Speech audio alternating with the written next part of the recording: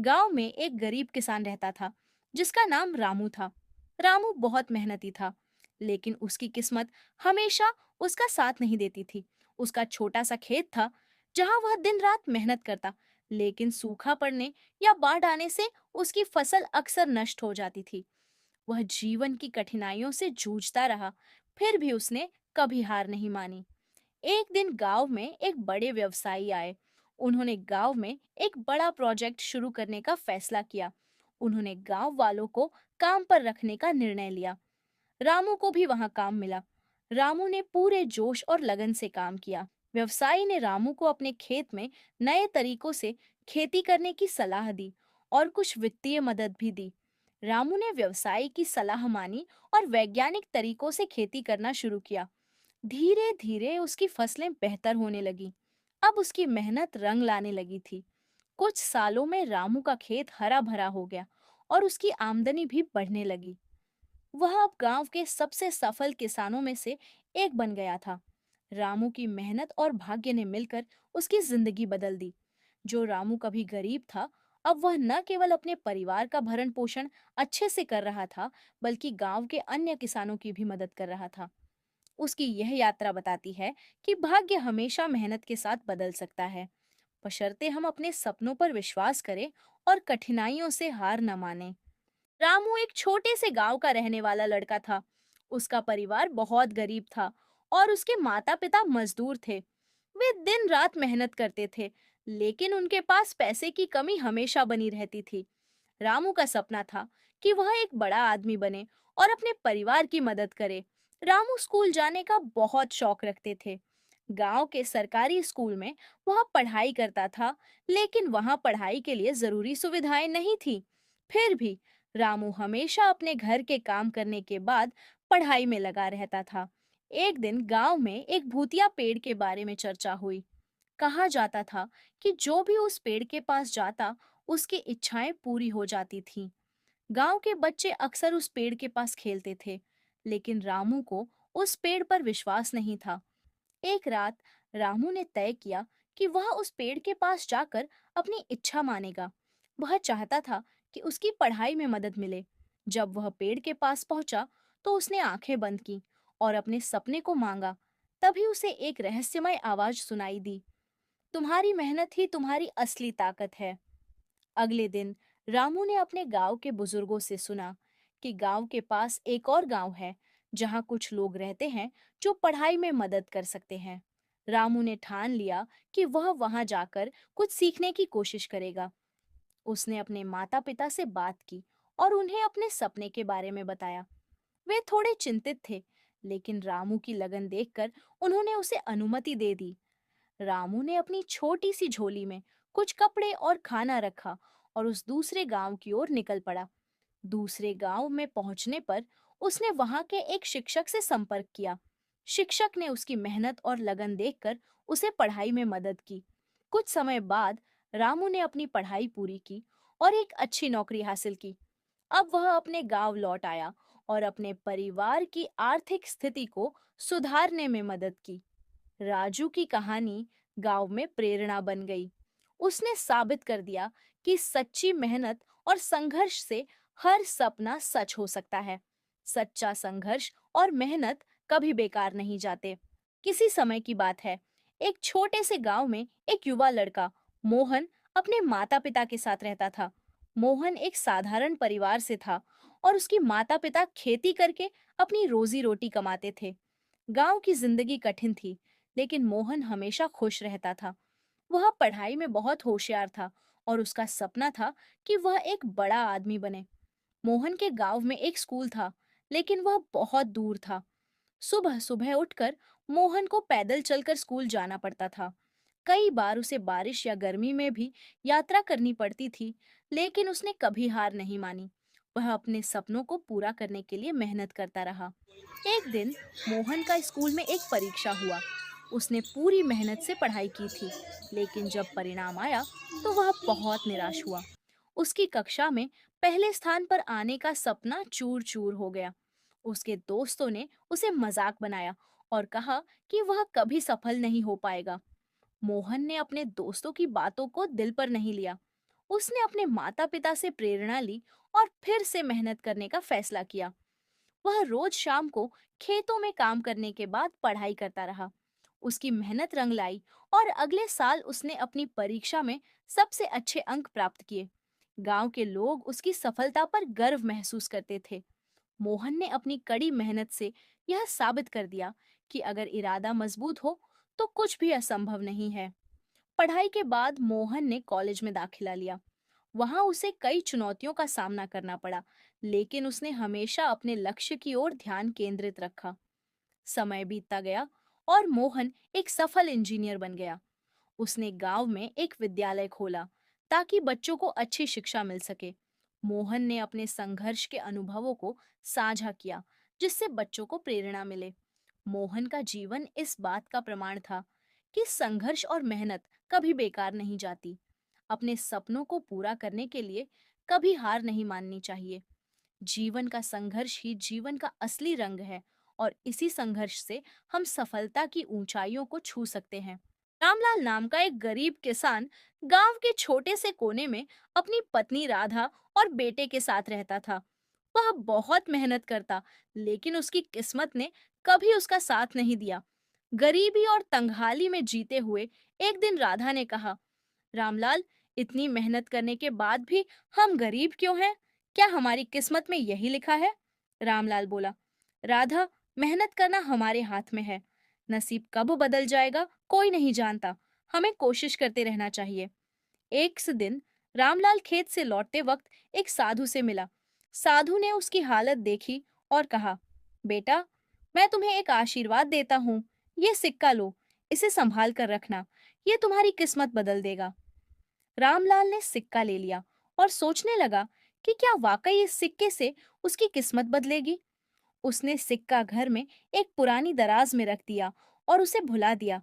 कुछ महीनों बाद गांव में एक सेठ आया जो अपने व्यापार के लिए जमीन खरीदना चाहता था।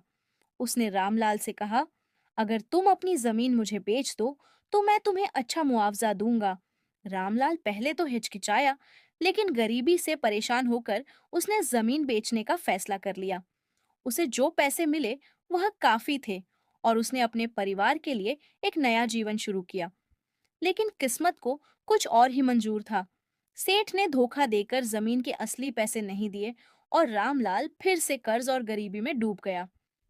एक दिन हताश होकर रामलाल ने घर की पुरानी दराज खोली और उसे साधु का दिया हुआ सिक्का मिला। वह सिक्का लेकर सुनार के पास गया, जिसने उसे बताया कि यह सिक्का बहुत दुर्लभ और कीमती है। रामलाल ने सिक्का बेच दिया और इतने पैसे मिले कि उसकी सारी परेशानियां दूर हो गईं। इस बार रामलाल ने पैसों का सही उपयोग किया, अपने खेत वापस खरीदे और मेहनत से काम किया। उसकी ईमानदारी और मेहनत से उसकी किस्मत बदल गई और अब वह गांव का सबसे सम्मानित किसान बन गया। नसीब और मेहनत दोनों का महत्व है, लेकिन किस्मत तभी बदलती है जब हम मेहनत और सही फैसले करते हैं। सुबह का समय था। शांता देवी अपनी बहू सुनीता को आवाज देती है, अरे सुनीता, जल्दी रसोई में आ, आज बहुत काम है। सुनीता घबराई हुई रसोई में आती है और देखती है कि शांता देवी पहले से ही सब्जियां काट रही है। शांता देवी ने कंजूसी भरे अंदाज में कहा, सुन, आज से दाल में पानी थोड़ा ज्यादा डालना, सब्जी में आलू भी कम लगाना और घी तो भूल ही जा। हम लोग अमीर नहीं हैं कि घी की नदियां बहाए। सुनीता परेशान होकर जवाब देती है, जी माँ जी, मैं ऐसा ही करूंगी। राजू, जो पास ही खड़ा था, मजाकिया लहजे में कहता है, माँ, आपकी कंजूसी तो घर में एक नई मिसाल कायम कर रही है। शांता देवी गुस्से में कहती है, तू चुप कर, घर में पैसे उगते हैं क्या जो फालतू खर्च कर दे। सुनीता धीरे धीरे सास की हर बात मानकर रसोई के काम में लग जाती है। वह बहुत कम सामग्री में स्वादिष्ट भोजन बनाने की कोशिश करती है। मोहल्ले की महिलाएं भी शांता देवी की कंजूसी के किस्से सुनकर हंसी मजाक करती रहती है।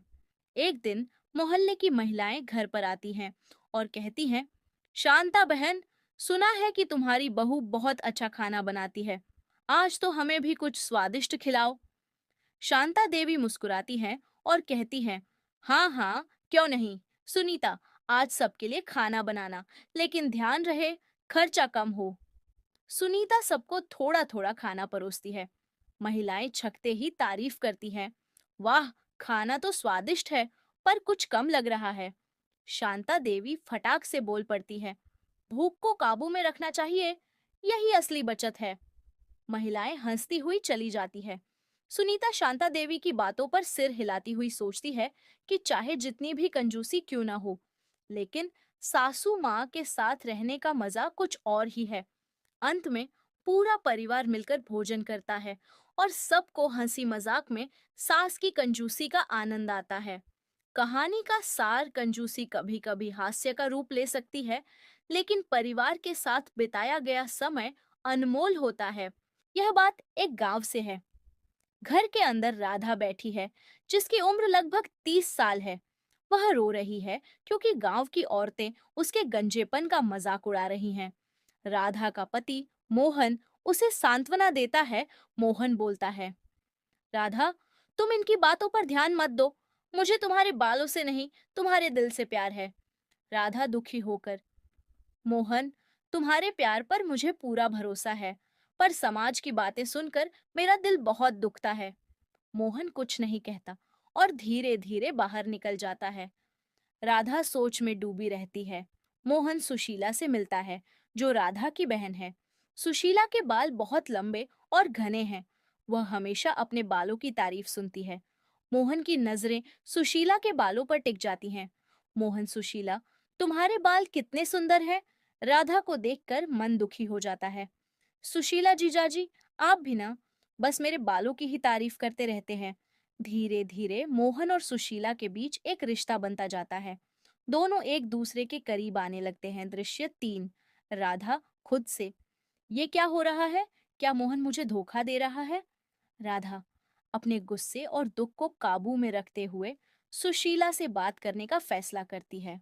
राधा, सुशीला, मुझे तुमसे बात करनी है। मैंने मोहन को तुम्हारे साथ देखा है। ये सब क्या है? सुशीला गिल्टी महसूस करते हुए, दीदी, मुझे माफ कर दो। मैं जानती हूँ कि ये गलत है, लेकिन मोहन ने मुझे बहुत प्रभावित किया है। राधा गुस्से में, तुम दोनों ने मेरे साथ बहुत बड़ा धोखा किया है। मैं तुम्हें कभी माफ नहीं कर सकती। राधा का गुस्सा और दुख चरम पर होता है। वह घर छोड़ने का फैसला करती है। मोहन और सुशीला को अब अपने की पर पछतावा होने लगता है। वे सोचते हैं कि उन्होंने राधा के साथ कितना बड़ा अन्याय किया है। मोहन, मैंने राधा के साथ बहुत गलत किया। मैंने उसके भरोसे को तोड़ा है। मुझे इसका प्रायश्चित करना होगा। सुशीला, हाँ जीजा जी, हमें राधा दीदी से माफी मांगनी होगी और अपनी गलती का सबक सीखना होगा। लेकिन अगले दिन उसके घर पर सरपंच आके दोनों को दंड देते हैं। धोखे का परिणाम हमेशा बुरा होता है। रिश्तों की सच्चाई और ईमानदारी ही जीवन की असली पूंजी है। यह बात एक गांव से है। सीमा का मायका अपने ससुराल के बाजू में था। वो हर 2-3 दिन में अपने माँ के पास जाया करती थी, अपने माँ से मिलने। एक दिन उसकी सास ने कहा, बहू, कल हमारे घर पर मेहमान आने वाले हैं। तुम्हें अच्छी अच्छी सब्जी बनानी है और खास करके चिल्ली पनीर भी बनाना है। उस दिन उसकी बहू अपने माँ के घर पर जाती हैं और अपने माँ से ये सारी बात बता देती हैं। तब उसकी बातें सुनकर उसकी माँ उसको कहती हैं, तुम चिंता मत करो बेटी, ये सब चीज मैं बना लूंगा। तब उसकी बही मान जाती हैं। अगले दिन उसकी बहू किचन में चली जाती हैं और अपनी माँ के टिफिन के कारण वो घर से बाहर अच्छा अच्छा खाना लेकर निकलती हैं। और अगले दिन उसकी सास बोली, वह बहू, तुमने कल क्या खाना बनाया था, सबको खा के मजा आ गया। उसके बाद से उसकी बहू अपने माँ से खाना बनाना सीखने लगी। यह बात एक शहर से है। एक जगह पर रीना और टीना रहा करते थे। टीना एक काली लड़की थी और रीना एक गोरी लड़की थी। रीना हमेशा अपनी बहन को ताना मारती थी उसके काली होने का और उसकी बहन होने का, और अपना सारा काम अपनी काली बहन को सौंप देती थी और खुद कुछ नहीं करती थी। एक दिन दोनों के लिए एक रिश्ता आया। गोरी ने सोचा कि मैं बड़े लड़के से शादी कर लूं, चाहे मुझे ज्यादा धन मिले। और फिर दोनों लोग बातें करते हुए गोरी लड़की ने कहा, क्या री, तेरा पति पक्का काली होगी तभी तो तुझ जैसी अफगान से शादी कर रही है। कुछ महीनों बाद दोनों की शादी हो जाती है। काली बहन को एक स्मार्ट और गोरा पति मिल जाता है और गोरी बहू के एक समान पति मिलता है। काली बहन का पति एक जगह खुद के पैसे से एक बड़ा सा स्कूल खोल लेता है और एक जगह बड़ा सा